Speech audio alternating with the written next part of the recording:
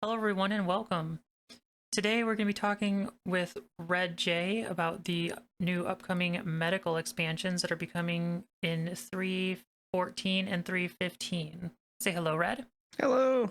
How y'all doing? I'm pretty excited about this. I had mentioned in a previous episode, one on your channel, that I am a dropship pilot for the military in my org. Though with these new upcoming changes, I've been looking at the Apollo and the Medivac for a long time, and I think I may be changing. The Apollo triage and the Apollo Medivac are really exciting. You know, they both kind of fill that same role, a little slightly different. It's awesome. Yeah, just before this, you were talking about how that some people don't want to be a pilot. So, like, they might be able to work in with their org or their friends who may have the ship and they can be like a dedicated medic. Absolutely. It's really exciting stuff. One of the things that is really interesting is the Apollo is going to really flesh out that medical gameplay loop and really make folks that are interested in that type of gameplay, both on the ground, in the ship, even in HABs and other things like that, it'll really, I think, become very quickly essential for gameplay. I think so too. Because right now, like, we have pretty much because there's no real jobs in the verse aside from being like a tank operator, which was just added in. This will give the potential for you to be a full-time medic, and it really doesn't change my position at all. Like, I'm a dropship pilot, I drop down tanks, and other people, be it for like mining operations, will drop down rocks or ursas. And though with this, I think this is actually going to be more appealing. I've been thinking about switching over into the medical side of our org for quite a while, and with the upcoming Apollos to be released, I'm actually like really interested in it. I do not have a Cutty Red, so I could technically be doing the medical side of it right now, but I'm pretty sure that people know me, just know that I do not like the Cutlass series. So, like, my hatred for the Cutlass series outweighs my want to do the job. If you think that's bad, you should know that a long time ago, I got to do a studio tour down in Texas, and they were trying to introduce me to Josh Coons, or at least try to make sure he was in the building. He wasn't on lunch or something.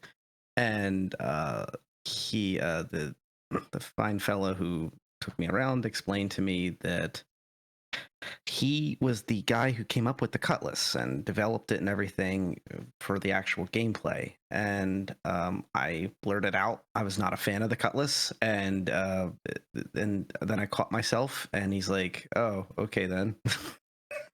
And what's sad about that is later on, Josh Coons made the, as he would call it, baller Phoenix, the Connie Phoenix, which he designed, and I love the Connie Phoenix. Even with all its quirks, I still enjoy that ship as a daily driver. So it's a shame. um, it's funny how life kind of works out, if it cheers you up at all. The Cutty Red, though, is kind of has a special place in my heart now, because on many jobs it's been like an APC, so to speak, for any type of FPS shooting, especially with how buggy the AI can be, where it can like hit you one time in the head, you're done. Being able to respawn on that Cutty Red is really valuable. Heck, even on what's the ship you always call for on the shoots now in divisions? I always call for the Cutty Red. Begrudgingly.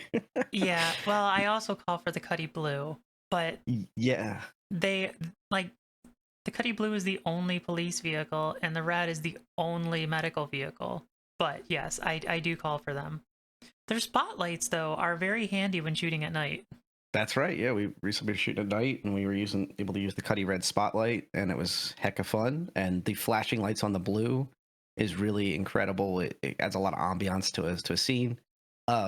For medical, I think the Cutty Red is going to be in a weird place, because they're dropping its medical bed to from this respawnable bed to a tier 3, which is the lowest level bed, more of like keep you from dying completely while it's racing you to an Apollo or to a, you know, Orison General or some other hospital in each one of the planetary locations, or a major station. Mm. So that's kind of interesting.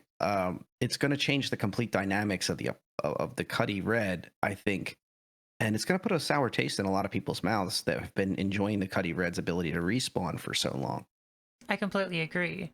Though I can sort of see like a lot of people who bought the Apollo were given the Cutty Red as their replacement until it's actually in game.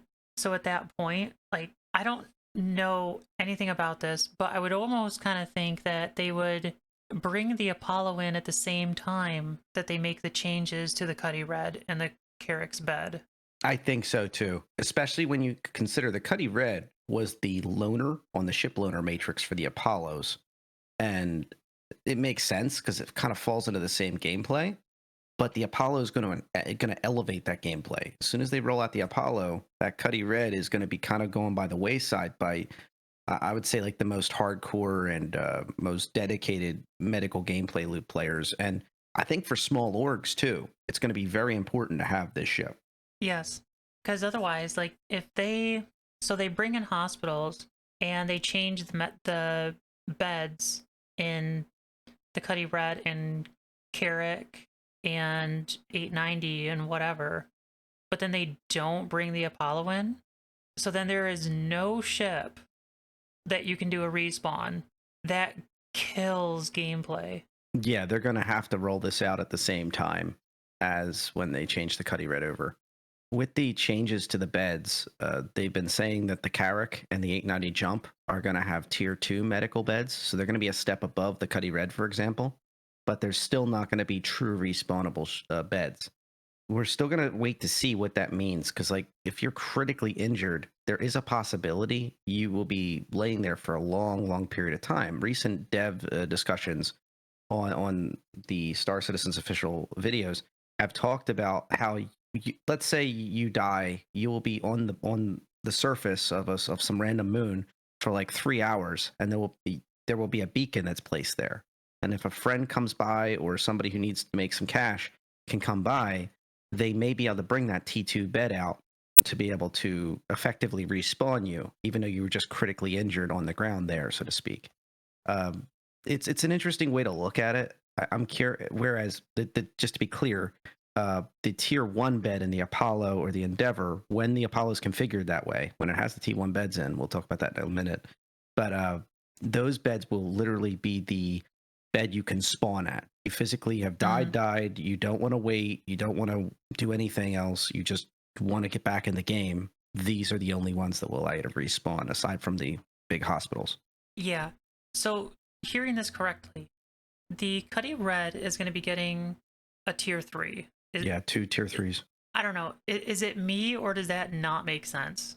Like, I would think the Red, being a dedicated medical ship, should at least have something on par or better than the 890 and Carrick.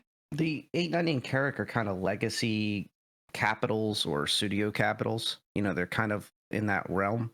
I've been a proponent for a while of the 890 because of its ability to do things that really it shouldn't be able to do it on the surface. Mm-hmm. Like the whole lower deck is literally a military carrier, where it has that small hangar bay. It has the ability to carry, experimentally at least, the largest land vehicles, and even has like 4 weapons racks alongside a battle bridge and that respawnable bed, which is sure it's going to change very soon.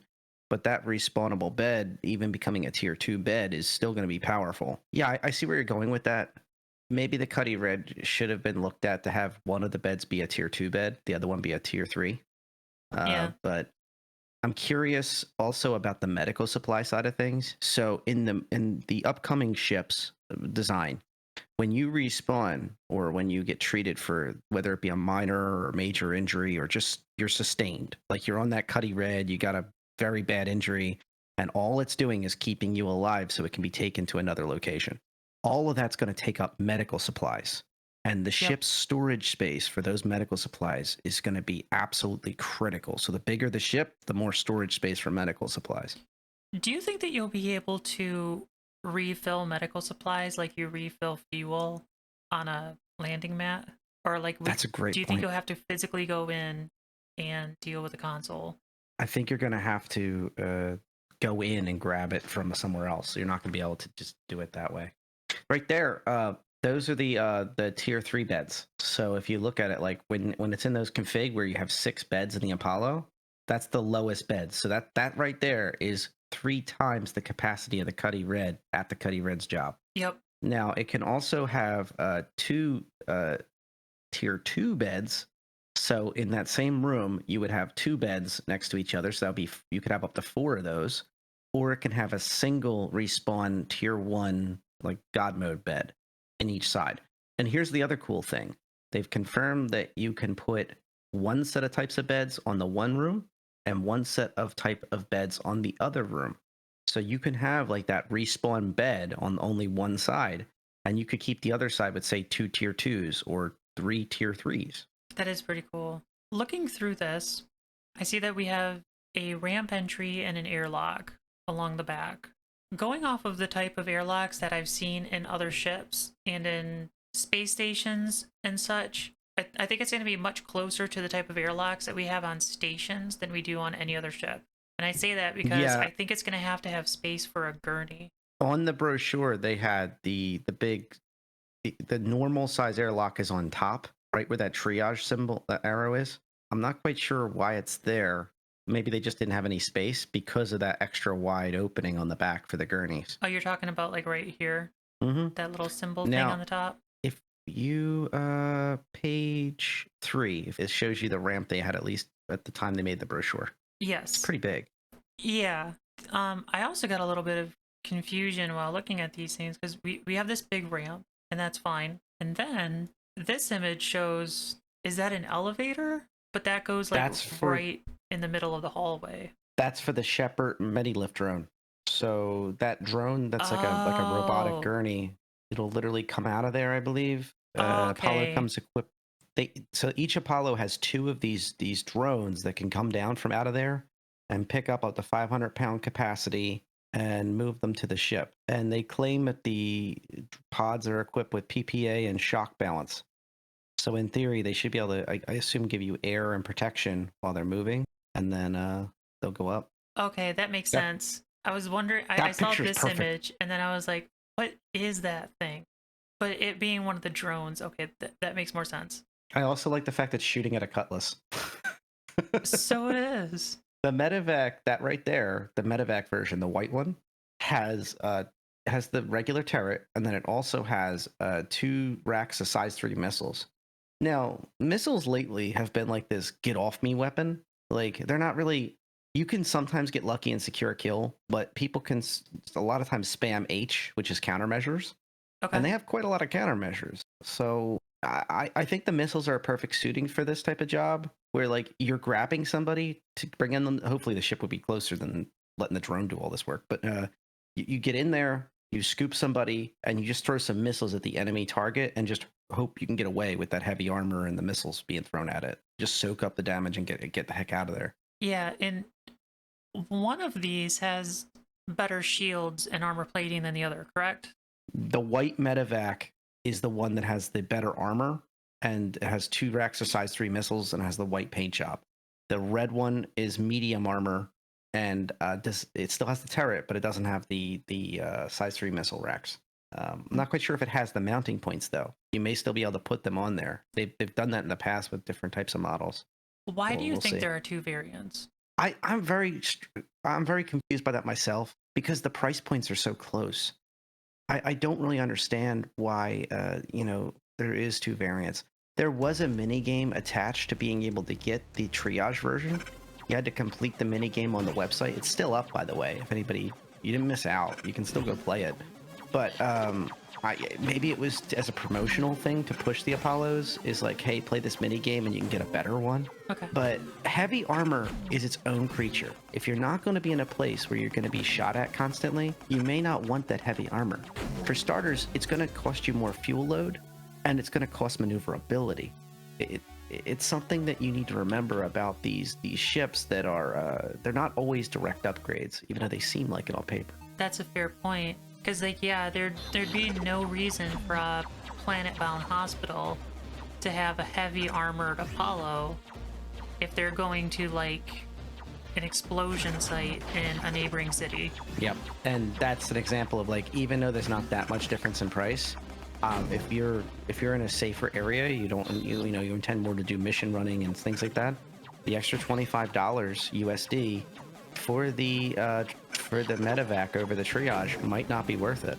Yeah, It is a nice little perk. But... And with saying that, remember, all of these are proposed to be purchasable with in-game currency.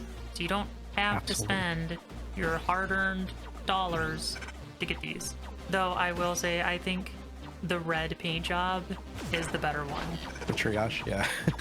it's an interesting creature, both of them. I think also the Medivac will probably get a cargo capacity reduction when it's finally rolled out, which is the white heavily armored one, because that's how it is with the C2 M2 Hercules. That's how it is with the Idrises. I'm sorry about the pronunciation. I apologize to your viewers. I know people. But anyway. I mean, they purposely change pronunciation of things over time to give the false sense of generational gaps. Oh. They used to call TISA Spaceport Tessa Spaceport, and then they updated the audio so it now says TISA. And I read that it's to give a sense of generational time gaps. It's like interesting. Like your grandfather back in the day called it Tessa Spaceport, but now the new millennials say TISA. The cool kids. Yeah, the cool kids with their skinny spacesuits. So that's the thing. I think with the Medivacs and the triage, both the Apollos, I think it's more of personal taste. What you're going to be using it for does play some factor. I think these ships are they are a hyper niche, but they are a very exciting hyper niche.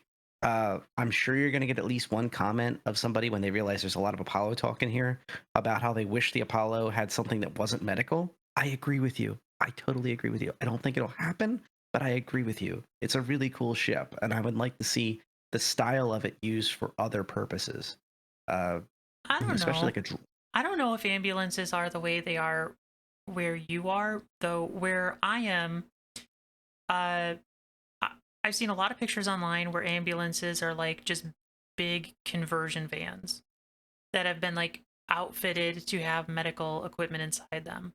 Though where I live, ambulances are a custom vehicle. Like it is literally like a F-350 front end, and they just put a giant box on the back end.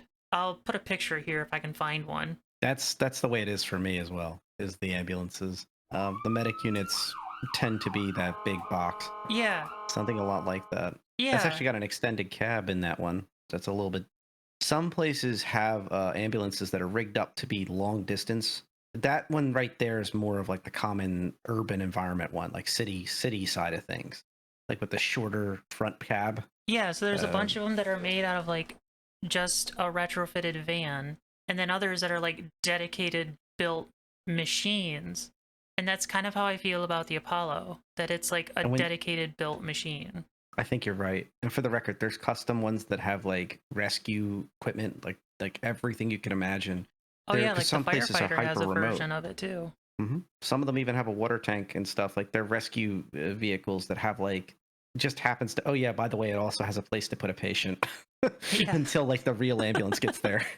Like there's all sorts of custom builds if you really want to dig into it, and that's like an entire thing we can geek out about. I agree with you. The Apollo is like a function fit setup. Now this layout might be a little bit dated because I've seen pictures where it looks like there's almost like a waiting, like a little please pay now like section at the front where like somebody would be on a desk, almost like a tiny little desk where that triage arrow is. And I think they've moved those storage areas forward, but it gives you this. The point is, it will have everything in this picture. The cargo areas are used for the medical supplies that are needed, and most of the ship activity is done forward of the medical facility. So those areas will be locked off. Honestly, me looking at this, I see, like, granted, it is probably super dated by now. And I'm looking at this, like, the components room. Why? Like, why is that so big? Just put it in storage. And then the bridge and crew room, like, why is that also so big? Like, that's so much wasted space that they could put more beds. If you go into the brochure again on page 6, they snuck in because the doors open, they were able to kind of give you a grasp of what they really want it to look like. So that's at least the concept art. So the two bay areas with the beds on the right and the left, and then straight ahead of you that's where the crew areas are. You can kind of get a little glimpse of what they intend them to look like. Okay. It's interesting. Like I think that's going to be close to what they're actually going to provide. But yeah, they are dated. Like for example, that window on top. I really think that's going to look beautiful. I think it's going to be I really do cool. too. That's gonna look really sweet. Do you think the engines rotate? I sure hope so. If this thing can't VTOL, it's kind of like half its job is kind of wasted.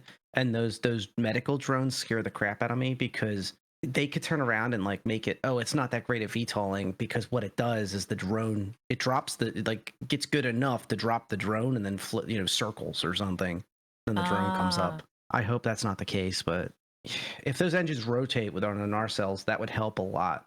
But if you look at the landing pictures, notice in the landing picture right there, right at your 7, any of those, did you know, like, look at the right side where they're showing the landing gears down? yep, Those engines are straight ahead, unfortunately. they are. So unless they had like a thrust vector, like on the old school Harriers and stuff, they would have like this big just gate thing that would like push all the energy downwards instead of forwards. Sorry, backwards. Instead of backwards, it would go down. That would be something that would help. I think they're going to need to think that through. And I know my opinion doesn't matter, but CIGs, I really hope that they're going to listen to folks and realize things need to be tall. Yeah, I'm trying to see if any of the other images like give a hint as to whether or not it does or not. But I'm not The only seeing thing, any. the only thing I can say is that RSI traditionally is pretty good at VTOL craft. Traditionally, whether that is applied to the Apollo or not, I don't know. I think of this as almost like a mini Connie, especially when you look at that cockpit. Oh, for You know, sure. and the narcells are pointed, and the Connie is an excellent thing. But on the Connie, there's these huge fans that open up when you're in Atmo, and that's what it gives its VTOL capacity. That's really over the top for its size. So I'm curious. I hope they come up with something for this. But it is an amazing ship. I think it's going to be a real game changer. I think it's going to be some growing pains for folks that realize, hey, I can't just have a Cutty Red on my list or rent a Cutty Red or whatever Mm-hmm. to have a good time with my org mates. Somebody's going to have to bring an Apollo instead to fill that same gap. Now, one of the things, the Cutty Red is not going to be useless. I definitely can see players still using it, especially like for PvP or not PvP, but PvE bunker missions and things like that. Being able to run those, and if the AI is behaving correctly, which they said is a big priority in 3.14, 3.15, if the AI is behaving better and not making like the instant headshots and things like that, it would be really cool to be able to run those missions with a smaller, lightweight ship, be able to, if somebody gets hurt, drag your buddy back, put him in the bed, you all ride back for your paycheck to turn in the loot or whatever and sell the loot, and he gets patched up while you guys are taking care of the sale. You know, like, Yeah. I could see the red being used that way. I'm curious how exactly they're going to do things. Oh, But I can see the red being used in cave missions. definitely, Like it's especially a because small craft, and the I'm think the Apollo is going to be about the size of the Phoenix, so it's going to be probably too big to make it into many of the caves. exactly. And with 3.15, speaking of caves, that picture of the couple of those outside of this brochure, there was the picture of a couple things from 3.15. Oh, It was yeah, that here. one. So there's a couple things coming up in 3.15. For starters, the healing tier 0 implementation is allowing you to basically heal correctly. Right now, you're just kind of injecting into the body, and it's just instantly good and go. Yep. Well, you're gonna have to, like, you'll get your arm injured, and the arm only has so many hit points, so to speak. So that arm will be made unable to function after a while until you get healed. Also, you'll be able to have players and NPCs heal each other. So in 3.15, if they go ahead with that, it's going to be a major jump. And how are they going to do that? They're going to use that new medical tool, that Cure Life medical tool, which is a dedicated healing box. So you won't see everybody running around multi-tools anymore. Some folks will be running around with these medical tools on their side to literally be a combat medic Yeah. or a job site medic.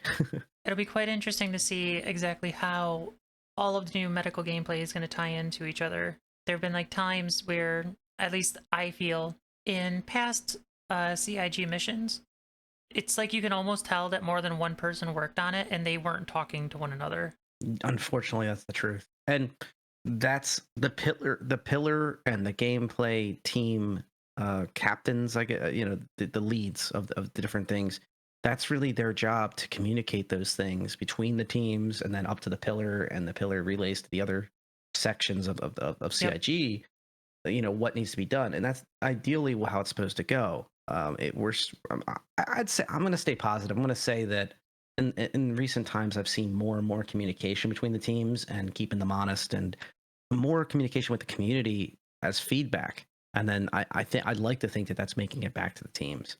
But I think these patches will really show us some more information for 3.15 specifically. If you're watching this after Wednesday, July 5th, 14, you'll already know this, but July 14 is going to lock in a few of those things that we're talking about for 3.15, whether they're going to be good to go or not. I will say that the medical gameplay is going to be a nice bellwether to see what's going to be done for other dedicated personal tools. But Yeah. this one's a nice first step. Yep. Yeah, it'll be very interesting, especially with hospitals coming in and all these new ships like the Apollo and eventually the Endeavor, which will just be an OP science vessel. All the new types of different gameplays that we're going to get. Like, I was expecting for us to get data gameplay with the MSR. It didn't happen, and we're still waiting for it, but I still love the ship. I just hope that they kind of don't go that same route with this one, where they're going to release the ship, but then have no gameplay for it. Although, in saying that, we already do have gameplay for it in just regular gameplay. Like, you could take the Apollo out to Korea and do those take back missions, or play in an event with your org, and you'll be able to use your Apollo there. So it's not useless, but I hope it has at least some PvE elements in mission gameplay that you can do. Very fair, especially for FPS gameplay support. So your org wants to do some bunker missions or some other missions with involve that first person shooting. They mentioned for Orison, by the way, that those barges that float around that are called Atlas, the Atlas barges, they're going to have FPS gameplay in those. They said they're developing it now. Ooh. And I was like, that's exciting. Yeah, because it reminds me of Battlefield 2142. The Titan matches was like the most fun, some of the most fun I've ever had in PC gaming. So if we can get a taste of that, I'd have a lot of fun, especially like defense and offense on barges. Oh, that would be really those cool. type of, imagine one of those with an Apollo at each end, and then all of a sudden now you have teams basically that are forming up. I could see kind of PvE gameplay, and also I could see like hosted PvP, for lack of a better term, like sessions that two orgs get together and they say, let's duke it out a couple times. Yep.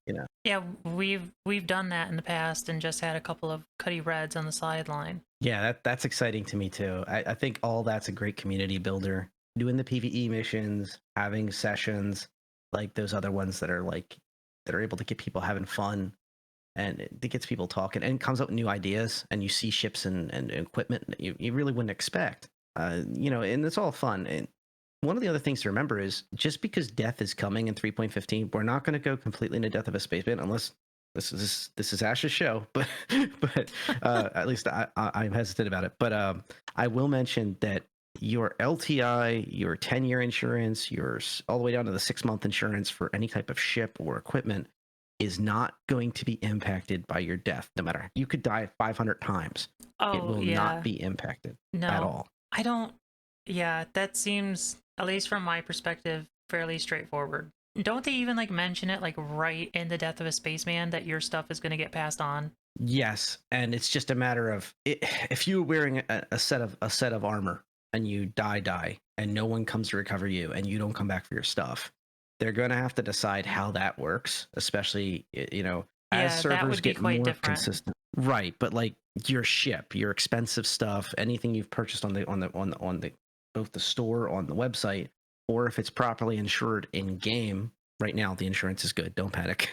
Yep. But down the line, you'll have to buy that insurance for those ships, and as long as that's active, you'll be fine. Yeah. Also, want to mention that, say for chance you do have a ship that has 6-month insurance, that 6 month does not start to kick in until the game's release. Yep. So for now, even if you did buy a 6-month insurance ship, you have lifetime insurance until the game's released. Then it goes to 6 months. Exactly. And it's a really cool concept for players. I just hope that they really get that messaging across. I've had people ask me that question. I've had people bring up different topics about. I have designer armor that I picked up from the store, and my response back is, when this is in the game, they're going to have vendors that will let you buy that armor back for 0 UEC or for a very tiny amount of UEC, so you can get your custom armor and weapons and things like that back. It's going to happen. Yep. And but these ships will make it that much less painful. You won't have to go buy it. You literally, if you get patched up by an Apollo of either kind or any of these, or get saved by a Cutty Red and you're taken back to civilization, any of that happens, you're going to be fine. You won't even have to go through that process. Yeah. But it's an interesting thing. All right. So that's, yeah. Let me ask you this. You mentioned something interesting as the MSR. Yes. In one word, what is the MSR to you? In one word, I think I'd have to say beauty. That's a good answer. Like, the design of that ship, I think, is beautiful.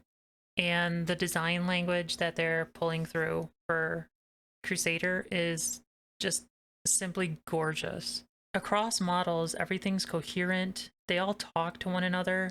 Granted, you can say the same thing of the different Cuttys and that other one, the Phoenix, the Connie. But the Connie. Fundamentally, they're the same ship with a different paint job and maybe some different internals. But then you take the Hercules, the Ion, and the MSR, like, they're fundamentally different ships, but their design language is super crisp and tight. They all talk and communicate with one another. And you can tell just by looking at it what shipyard those came out of. Even if it had no logos anywhere on it, you'd be able to know just by looking at it. And that is a successful design brand. Yeah, that language really speaks right through the ship. Yep. But this isn't about that. This is about the Apollo. But yeah, that game is still available if you wanted to play the Apollo web-based game. I'll put it on the screen and leave a description, or leave a link for it in the description below. If you win the game, you can get a forum badge. I don't remember what it's called. I think it's called Guardian. Yeah, something like it's Guardian, something Angel, maybe.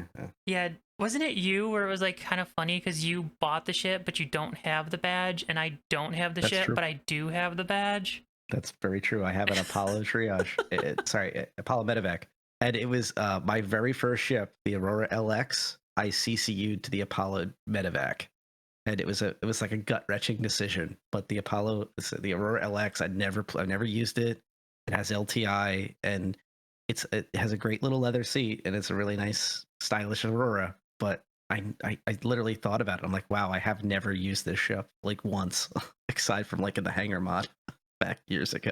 I like the Aurora simply because it has a bed. Yeah, it certainly makes good use of its space, and that storage box area on the bottom is going to really be valuable. But it's just can't get my head around the Aurora. It's just slightly too small. Oh, but then I got a Nomad, and it was like, why go back to it? Yeah, the pickup truck of the skies, and it's a solid ship. It's also very good looking ship too. It is. It really is. I'm still not sold on its landing capabilities. Should have had skids or wheels. Speaking of, very happy that the Apollo has 4 landing points. It is one of my biggest pet peeves on the Connie, is just how nose heavy that thing is, along with the Hercules. Like, that thing just nose dives whenever you land. So when they just had today, I was just watching today the video of the 404i, which was like this. It was kind of jesting at the 400i leaks and stuff, and it was talking about like on April 1st this year, and Crew happened to say that it was. He's like, we heard the complaints in other ships that they were nose heavy and they had issues with their forward landing gears. So instead, we had this ship land its entire weight on its front. Now it's going to be lean backwards or something like that. I was dying. I was like, oh. And he said it with a straight face. I would rather have that. It'd be like an homage to like old World War One planes. Tell you what, you wouldn't need a ramp. No, no, just full throttle and. Just push them out the back. Mm-hmm.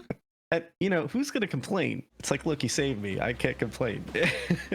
Yeah, I think that will about cover it for this. We've not gone super in depth with the Apollo triage and Medivac, though enough that I think we got some good conversation out of it. Definitely. And I would like to thank Red for coming by. Thanks. It's been great chatting with you. And if you haven't already, just please watch Divisions and give it all your love. Yes, and go subscribe to Red's channel. He like pumps out tons of videos all the time about Star Citizen, and I quite frankly don't understand how he does it, but he does anyway, and they're good to listen to and watch. So go give him a sub. Thank you. All right, everybody. I am Ash, Red J. and we will talk to you guys later. See ya.